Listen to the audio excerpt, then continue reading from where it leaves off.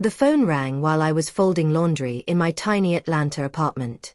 I almost didn't answer because I didn't recognize the number, but something made me pick up on the fourth ring. Ms. Dunley. The man's voice sounded careful, like he was holding something fragile.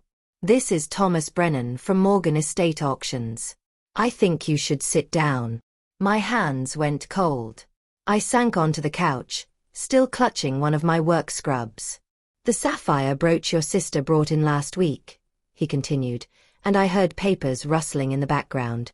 It's registered under your name, not hers. And there's something else. We found something hidden inside it. The room tilted sideways. My sister Brooke had sworn she hadn't touched Mom's jewelry. She'd stood right beside me at the funeral 3 months ago, her hand resting on the cedar chest like a promise. We'd locked it together in my guest room closet. What do you mean, something inside it? I whispered. A note, he said quietly. Sealed in plastic. Your mother's handwriting. I think you need to come see this yourself. I sat there long after he hung up, staring at nothing, feeling everything I'd believed about my sister crumble into dust. My name is Claire Dunley. I'm 39 years old, a nurse at Mercy Hospital, and apparently the only daughter my mother could count on. I didn't want to believe Brooke would steal from me. We'd had our problems over the years, sure, but this felt different. This felt like betrayal wrapped in lies and tied with a bow made of broken promises. Mom died in September after 6 months of hospice care that drained every penny I'd saved. Brooke visited twice during those final weeks, both times staying less than an hour before making excuses about work or traffic or her anxiety. I was the one who held Mom's hand during the bad nights. I was the one who sang her favorite songs when the morphine made her confused and scared. At the funeral, Brooke cried harder than anyone. She gave this beautiful speech about how Mom taught us about strength and family. Everyone hugged her afterward, telling her how brave she was. I remembered watching her wipe her tears with Mom's monogrammed handkerchief, the one with the tiny blue flowers in the corner. She'd slipped it into her purse before anyone noticed. Even then, I should have known. 3 days before the appraiser called, I'd opened Mom's cedar chest to sort through the jewelry. We'd agreed to wait a few months before dealing with it, but I needed to inventory everything for the estate lawyer. The moment I lifted the lid, I knew something was wrong. The velvet trays were empty. Every ring, every necklace, every bracelet Mom had collected over 50 years was gone. Only the lavender sachet remained, still smelling like her perfume. That scent hit me so hard I had to sit on the floor and cry for 20 minutes. I checked every drawer in that closet, dumped out every box, even looked under the bed. Nothing. The jewelry had vanished like it never existed. My hands shook as I pulled out my phone. Brooke answered on the first ring, her voice bright and careless. Hey, what's up? The jewelry is gone, I said, trying to keep my voice steady. All of it. From Mom's chest. There was a pause, just a heartbeat too long. Oh my God, really? That's crazy. Maybe someone broke in. The chest was locked, Brooke. We're the only ones with keys. Another pause.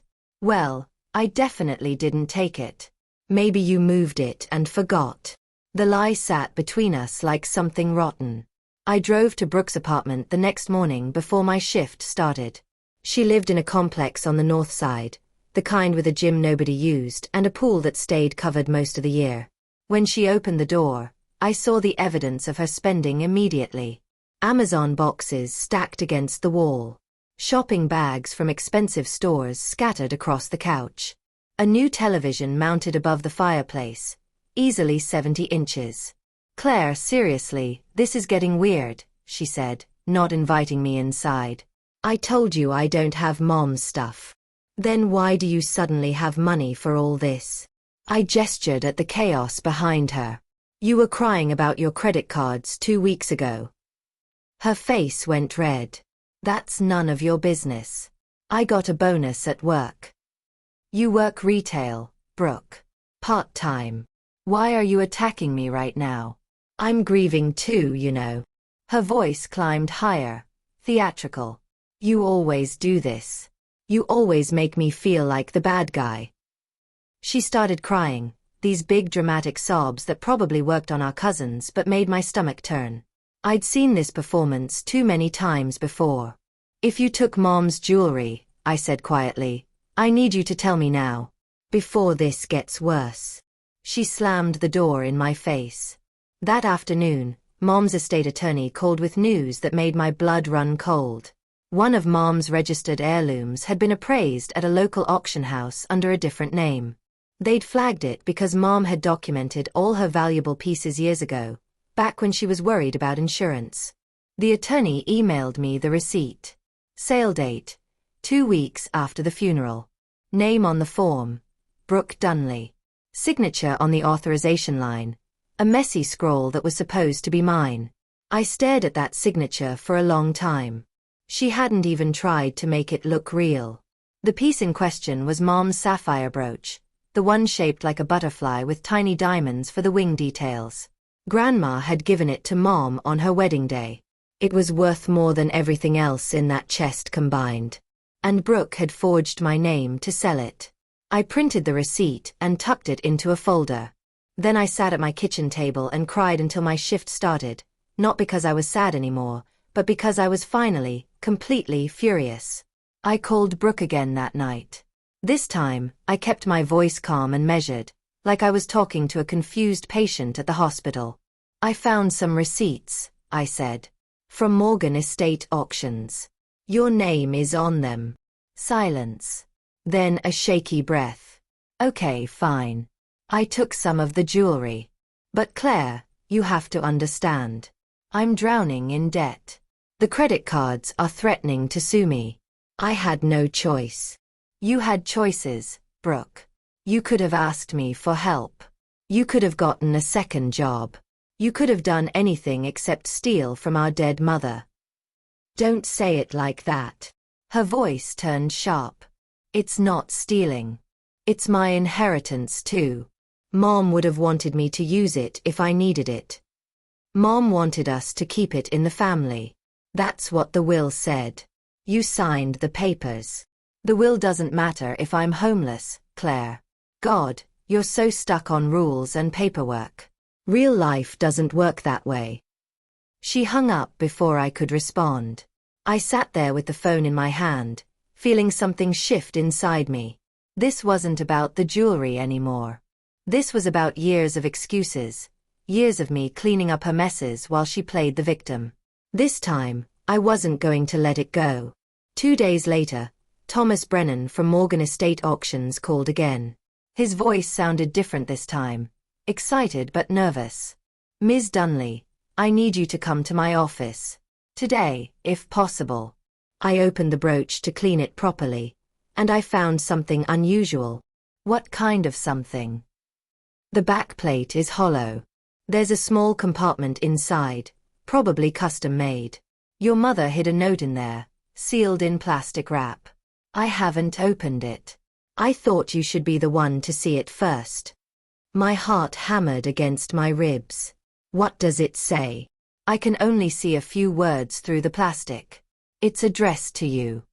For Claire, is written on the outside fold. I told him I'd be there in an hour. Mom had hidden something in that brooch. Something she wanted only me to find. The weight of that realization settled over me like a blanket, heavy and warm and terrifying. Whatever was in that note was going to change everything. The hospice room had smelled like lemon cleaner and dying roses. Mom's hands felt like paper in mine, thin and fragile, covered in bruises from all the IVs. Take care of your sister, she'd whispered one night when the morphine made her words slur together. She doesn't know how to take care of herself. I'd promised her I would. I'd promised a lot of things during those final weeks. Brooke had visited that day too, staying just long enough to take a selfie with Mom for her social media. She'd posted it with some caption about cherishing every moment, and 200 people liked it. Meanwhile, I was the one who stayed until 3 in the morning, holding Mom's hand while she cried about dying. I remembered Mom asking me about the jewelry chest one afternoon. She'd been lucid that day, sharper than usual. Promise me you'll take care of it, she said. Don't let it get sold off to strangers. Some of those pieces have history. I promise, Mom. Especially the sapphire brooch. That one's special. You'll understand someday. At the time, I thought she just meant it was valuable. Now I wondered what else she'd been trying to tell me. Mom's will had been simple and fair. She split everything 50-50 between Brooke and me. The house would be sold and the money divided. The jewelry was supposed to stay in the family, and we both had to agree before selling any of it. Brooke had signed the estate papers without even reading them. I watched her scribble her name at the bottom of each page while checking her phone, barely paying attention to what the lawyer was saying. "This all seems fine," she'd said, handing back the pen. "When do we get the money?" The lawyer had explained that settling an estate takes time. There were debts to pay, taxes to file, accounts to close. Brooke's face had fallen with each word. "So we can't touch anything yet?" "Not until probate clears. Usually 3 to 6 months. That was 4 months ago. Apparently, Brooke had decided she couldn't wait. A week after the funeral, I'd gotten a strange voicemail on my phone. The number wasn't saved, but I recognized the voice immediately. "Marcus, Brooke's ex-boyfriend from 2 years ago. Tell your sister if she doesn't pay me back by Friday, I'm calling her work. She owes me $3,000, and I'm done waiting." I'd called Brooke about it, and she'd exploded. "He's lying. That money was a gift. He can't prove anything. Why would he leave that message then?" "Because he's a vindictive jerk who can't handle that I dumped him." I'd let it drop, but now the pieces were clicking together. Brooke wasn't just in debt from credit cards. She owed money to people, real people who were getting impatient. The jewelry wasn't just about being selfish. It was about survival, or at least what she thought was survival. But that didn't make it right. It didn't erase the forged signature or the broken promises or the way she'd looked me in the eye and lied.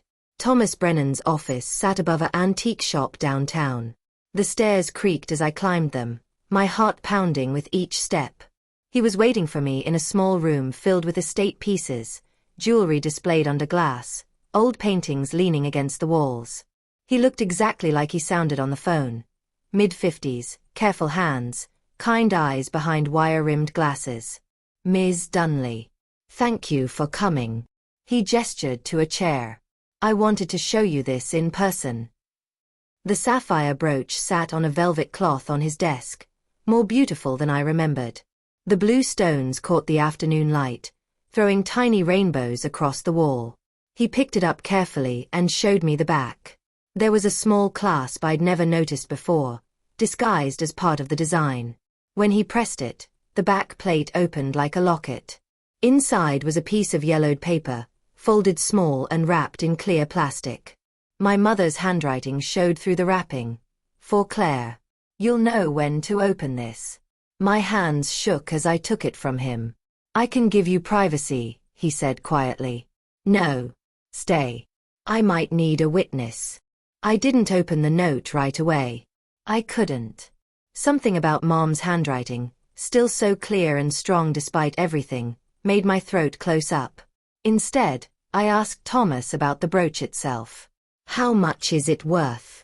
He pulled out a typed appraisal report. "Conservative estimate? $65,000. The sapphires are natural Ceylon stones, extremely rare. The diamonds are small but high quality. The craftsmanship is exceptional. Your mother took very good care of it." $65,000. Brooke had tried to sell it for whatever quick cash she could get. "There's another problem," Thomas continued. "The signature on the authorization form doesn't match your ID. Your sister claimed she had power of attorney, but when we contacted the estate lawyer, he confirmed she doesn't." "So she forged my signature?" "Yes. Which means the sale is void. We've already pulled the listing. But Ms. Dunley, this is fraud. You could press charges if you wanted to." I tucked Mom's note into my purse, still sealed. "I'm not pressing charges. Not yet. First, I need to handle this my way." Thomas nodded slowly. I understand. Family matters are complicated. They're about to get more complicated. That night, I called Brooke. I kept my voice light, almost friendly. Hey, so I talked to the appraiser about Mom's jewelry. He mentioned you brought some pieces in. She went quiet for a moment. Then, yeah, just a few things. I was getting them cleaned and appraised. For insurance purposes. The lie came so easily to her. Like breathing. That's actually really smart, I said, forcing warmth into my tone. I should probably do the same with my pieces. Maybe we could go together sometime? Make sure everything's properly documented. Sure. Yeah. That sounds good. She sounded relieved, like she'd gotten away with something. She had no idea I was already 3 steps ahead. Oh, and Brooke. I was thinking about having a little dinner next month. For Mom's birthday. Just family. Nothing fancy. That's really sweet, Claire. She would have loved that. I know. I'll send you the details. Bring wine if you want. After I hung up, I sat in my dark living room and smiled for the first time in weeks. Brooke thought she'd won. She thought the responsible older sister was going to let it slide, like always. She was wrong. I spent the next 2 weeks planning. Not revenge exactly, but justice. Truth. Exposure. First, I sent invitations to the whole family. Our Aunt Patricia, our cousins, even Mrs. Henderson, Mom's neighbor who'd been like a grandmother to us growing up. I framed it as a tribute dinner, a celebration of Mom's life and the birthday she wouldn't get to see. Everyone accepted. Aunt Patricia called to say how thoughtful it was. Mrs. Henderson offered to bring her famous potato salad. Brooke texted, "This is so nice. Mom would be proud of you." I didn't respond. Next, I went shopping. I found replicas of Mom's jewelry online, cheap costume pieces that looked almost real under the right lighting. I arranged them in a velvet-lined case, the kind you'd use to display heirlooms. They sparkled beautifully under my dining room chandelier. Finally, I printed everything. The auction receipts, the appraisal reports, the forged signature, screenshots of Brooke's social media posts showing her new purchases. I put it all in a manila folder and placed it on my bookshelf, within arm's reach of the dinner table. The trap was set. Now I just had to wait. The morning of the dinner, I finally opened Mom's note. I sat alone in my kitchen with a cup of coffee, the tiny piece of paper spread flat on the table. Her handwriting wavered in places, probably written during one of her bad days, but the words were clear. My dearest Claire, if you're reading this, you've discovered my little secret. The brooch was always meant for you. So was the lake cabin, the one we spent summers at when you were girls. The deed is in the safe deposit box at First National, box 247. Key is taped under the jewelry chest's bottom drawer. I never told Brooke because I knew she'd try to sell it the moment I was gone. But you, my responsible girl, you'll know what to do with it. You've carried so much weight for this family. Let this be my thank you. Don't feel guilty about it. You've earned every bit of peace coming your way. I love you forever, Mom. I read it 3 times, tears blurring the words. The lake cabin. The one where we'd spent every summer of my childhood, learning to swim and catching fireflies and sleeping on the screened porch. Mom had quietly left it to me, knowing Brooke would never understand its value beyond $signs. I folded the note carefully and tucked it back into the brooch. Then I taped it shut and put it in my jewelry box, where it belonged. Tonight, everyone would know the truth. At 6 o'clock, the doorbell started ringing. Aunt Patricia arrived first, carrying a casserole and already tearing up about Mom. Our cousins came next, then Mrs. Henderson with her potato salad and stories about Mom's garden. Brooke showed up last, 20 minutes late, carrying 2 bottles of wine that probably cost more than my electric bill. She'd dressed up, wearing a new outfit I'd never seen before. More debt, probably, but she looked happy. "This is so beautiful, Claire," she said, hugging me. She smelled like expensive perfume. Mom would love this. I hope so, I said quietly. We ate first. I'd made Mom's recipes, pot roast and green beans and her famous cornbread. Everyone shared memories, laughing and crying in turns. For a while, it felt almost normal. Almost like the family we used to be. Brooke told a story about Mom teaching her to bake cookies when she was 7. She'd burned the first batch so badly the smoke alarm went off, and Mom had just laughed and helped her start over. She was so patient with me, Brooke said, dabbing her eyes. I miss her so much. I watched her perform, this perfect picture of grief, and felt nothing but cold certainty about what had to happen next. After dessert, I stood and clinked my glass gently. Everyone went quiet, faces turned toward me with warm, expectant smiles. I wanted to show you all something special tonight, I said. Mom left us her jewelry collection, and I've been sorting through it. I thought we could look at some of the pieces together, share the memories attached to them. I brought out the velvet case and opened it on the table. The fake jewelry glittered under the chandelier, looking almost real enough to fool everyone. Aunt Patricia gasped. Oh, Claire. These are beautiful. Mom wore this necklace to my graduation, I said, holding up a strand of fake pearls. And this ring was from Grandma. Everyone leaned in, touching the pieces gently, telling stories. Only Brooke stayed quiet, her wineglass frozen halfway to her lips. I saw her eyes narrow slightly, trying to figure out if these were real or not. Funny thing, I continued, my voice still light and casual. These aren't the originals. These are replicas I bought online for $50. The room went silent. Aunt Patricia frowned in confusion. I had to buy replicas because someone sold the real jewelry without permission. Someone forged my signature and pawned our mother's heirlooms to pay off their credit cards. Brooke's face went white. I reached for the manila folder on the bookshelf. My hands were steady now, no trembling, no second thoughts. These are the receipts from Morgan Estate auctions, I said, sliding papers across the table. Dated 3 weeks ago. That's Mom's sapphire brooch, the one worth $65,000. Sold for $8,000 in cash. Aunt Patricia picked up the receipt, her reading glasses sliding down her nose. Her expression changed from confusion to horror as she read. And here, I continued, pulling out another sheet, is the authorization form. Notice the signature? That's supposed to be mine. But I never signed this.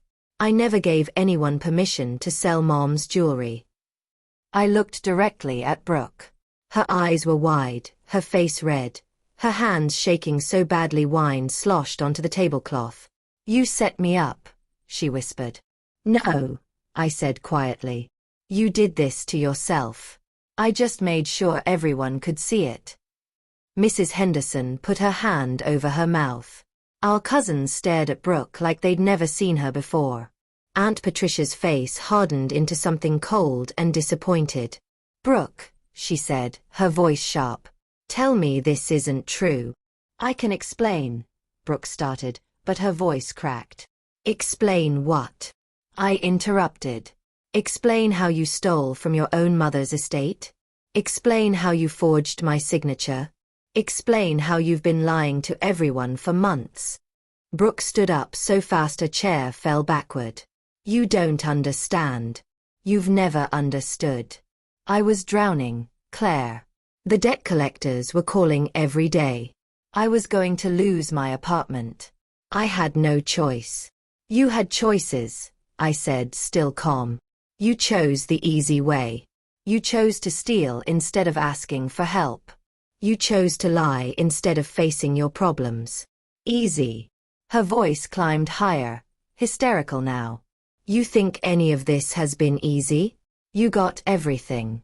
Mom's approval, everyone's respect, the perfect life. I got nothing but expectations I could never meet. Mom gave you the same chances she gave me. You just never bothered to try. That's not fair. No, I agreed.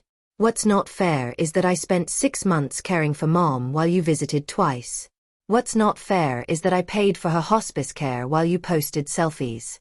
What's not fair is that you stole her legacy and tried to sell it off like it meant nothing." The room was completely silent. Even Brooke had stopped crying, just standing there with tears streaming down her face, finally out of excuses. That's when I pulled out Mom's note. "Before she died," I said, my voice softer now, "Mom hid something in the sapphire brooch. A note for me. She knew what you'd do, Brooke. She knew you'd try to sell everything the moment she was gone." I unfolded the note and read it aloud, every word landing like stones in still water. When I got to the part about the lake cabin, Brooke made a small sound like something breaking. "The cabin," she whispered. "That was supposed to be ours." "No. Mom left it to me." She was clear about that. She knew I'd take care of it. She knew you'd just sell it to pay off whatever debt you've racked up this month. Aunt Patricia stood up, her face hard. "Brooke, I think you need to leave." "But now." Brooke looked around the table, searching for support, finding none. Even our cousins, who'd always been close to her, couldn't meet her eyes. She grabbed her purse and stumbled toward the door. Before she left, she turned back to me, mascara running down her face. "I'll never forgive you for this," she said. "I know," I replied. "But I'll forgive myself. That's what matters." The door slammed shut behind her. After she left, the dinner fell apart. People made excuses and gathered their things, giving me awkward hugs and murmuring about family being complicated. Within an hour, I was alone again, staring at the mess of dishes and half-eaten food. Aunt Patricia was the last to leave. She hugged me tight at the door. "You did the right thing," she said. "Your mother would be proud." Would she? I just destroyed her daughter's reputation in front of the whole family. You exposed the truth. That's different. Brooke made her choices. You just stopped protecting her from the consequences. After everyone left, I cleaned the kitchen slowly, methodically. I washed every dish by hand, dried them carefully, put everything back in its place. The routine helped settle my mind. I'd done it. I'd exposed Brooke's lies and protected Mom's legacy.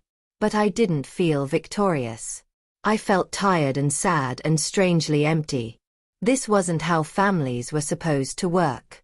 But maybe it was the family I'd always had, and I was just finally seeing it clearly. The next morning, I called Thomas Brennan and told him I wanted to press charges. The forgery was clear, the evidence overwhelming. He connected me with a lawyer who specialized in estate fraud. "You have a solid case," the lawyer said. "The signature forgery alone is a felony.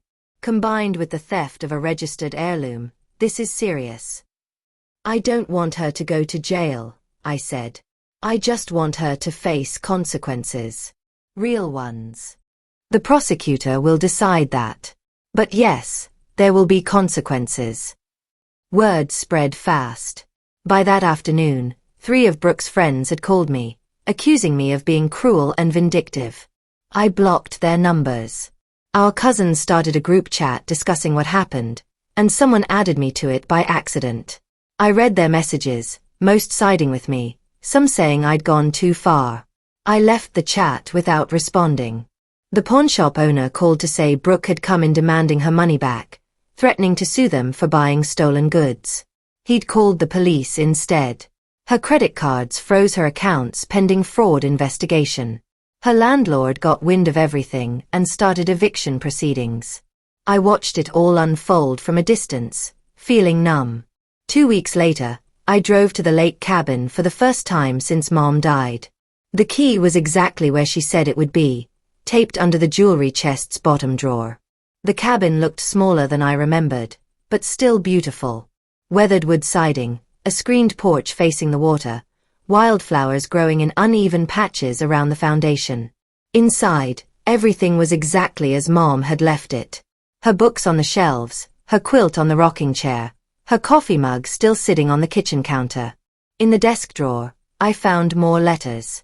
Journals she'd kept over the years, recipes written in her shaky handwriting, photographs of Brooke and me as children, our faces sunburned and happy. There was one photo I'd never seen before. Mom and Dad, maybe 25 years old, standing on this same porch. They looked so young and hopeful, like they believed everything would work out perfectly. I sat on the porch steps and cried until I couldn't cry anymore. Not for Brooke, not for the broken family, but for Mom and everything she tried to give us that we'd never fully appreciated.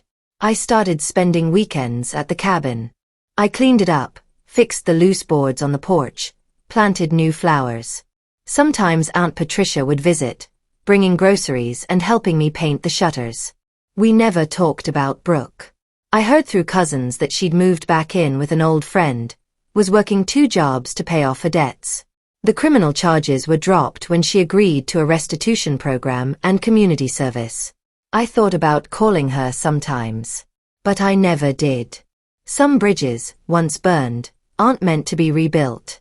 One Saturday afternoon, while I was weeding Mom's flower bed, I found an old jewelry box buried under the porch steps. Inside was a collection of costume jewelry, the cheap kind Mom used to wear to church. Nothing valuable, but everything cherished. There was a note tucked inside. For the girls, when they learn that memories are worth more than money. I took that box back to my apartment and put it on my dresser. Sometimes I'd open it and touch the pieces, remembering Mom wearing them, remembering simpler times when Brooke and I were still close. The sapphire brooch sits in my jewelry box now, the real one, returned from the auction house and restored to its original beauty. Sometimes I wear it to work under my scrubs, a secret weight against my heart. I think about Mom's note often. You've carried so much weight for this family. Let this be my thank you. She was right. I had carried the weight. I'd been the responsible one, the reliable one, the one who cleaned up everyone's messes while they moved through life leaving chaos in their wake. But I wasn't carrying that weight anymore. Brooke would have to learn to carry her own. The cabin became my sanctuary, the place I went when the hospital shifts were too hard or the loneliness felt too heavy. I thought about selling it once, putting the money toward retirement or a bigger apartment. But I couldn't. Mom had trusted me with it. She'd known I'd understand its value beyond the price tag. Last month, I donated the replica jewelry to a theater company for their costume department. They sent me a thank you card with a photo of an actress wearing Mom's fake pearls in a production of some old play. It made me smile. Mom would have loved that, her memory living on in stories, in performances, in the small moments that make life worth living. Brooke sold her dignity for quick cash and temporary relief. I kept Mom's truth and found something more valuable than money. Peace. The kind that comes from knowing you did the right thing, even when it hurt. Even when it cost you family. Even when it meant standing alone. And in that peace, finally, I could breathe.